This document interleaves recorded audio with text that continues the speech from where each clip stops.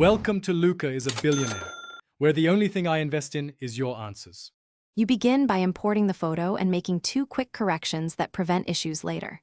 First, tap Import and pick Camera Roll or Cloud. Choose the highest resolution. Once imported, enable Auto Enhance to correct exposure and color automatically, because that gives you a neutral starting point. Next, crop to your target aspect ratio, 4, 5, 16, 9, or square, so you avoid composition changes later. Make sure important elements remain inside the frame before moving on to detailed edits. You now refine the image by working from broad to specific.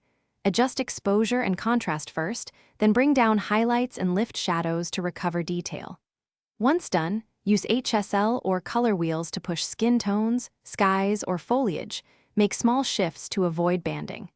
After color, apply selective sharpening to edges while using a mask or brush so texture stays natural. If you see grain, apply noise reduction at low strength and preview at 100% to confirm balance. You finish by adding creative touches and preparing the final file. Apply a subtle vignette or film grain to enhance mood. Keep intensity low so detail remains. Then export at original resolution and choose JPEG, PNG, or hike based on the platform and file size needs. Set quality to 80-100% for balance. Once done, review the full image. If you see compression artifacts or odd halos, undo recent filters, reduce compression, and re-export to fix the issue quickly.